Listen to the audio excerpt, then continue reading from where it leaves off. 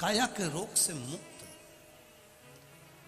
एक बात और आपसे कहेंगे, उतारिएगा।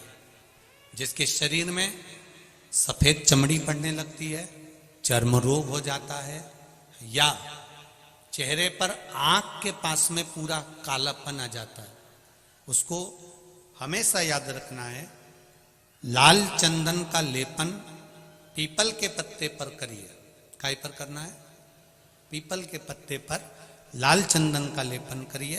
लेपन कर कर सोमवार की अष्टमी के दिन उसको लेपन कर कर वापिस निकाल कर शंकर भगवान पर उसका धीरे धीरे त्रिपुंड बनाकर लेपन करना प्रारंभ करिए। जब आप त्रिपुंड बनाकर लेपन करना प्रारंभ करें, उसके बाद उस चंदन को जो सोमवार की अष्टमी है तब निकाल कर लिया है और निकाल कर लाकर उसको डब्बी में रख लें। उस चंदन का प्रयोग चर्म रोग के स्थान पर थोड़ी थोड़ी मात्रा में करना प्रारंभ करें, पानी के साथ मिलाकर। परंतु उस चंदन को केवल 6 से 7 दिन में प्रयोग करिएगा, ज्यादा नहीं।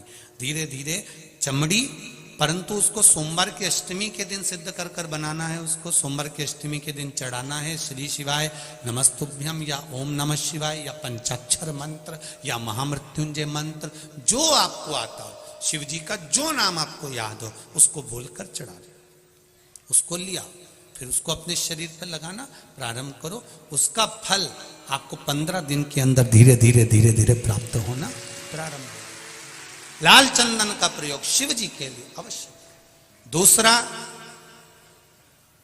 जब विषम परिस्थिति आ जाए, ऐसा लग रहा है कि आपने पशुपति व्रत कर लिया, सोमवार की अष्टमी का प्रयोग कर लिया, मैंने शंकर जी की आराधना कर ली, तो भी विषम परिस्थिति चल रही है, अभी तक कोई सुधार आने को तैयार नहीं है, तब शंकर जी के मंदिर में जब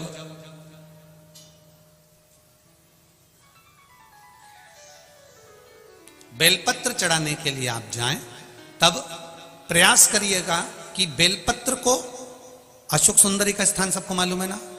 बोलो, जम के बोलो जरा, मालूम है सबको? अशोक सुंदरी वाली जगह पर बेलपत्री को डंडी वाली जो जगह है जहां से पानी बहकर जाता है उधर रखना। उसी बेलपत्री को वापस उठाना है।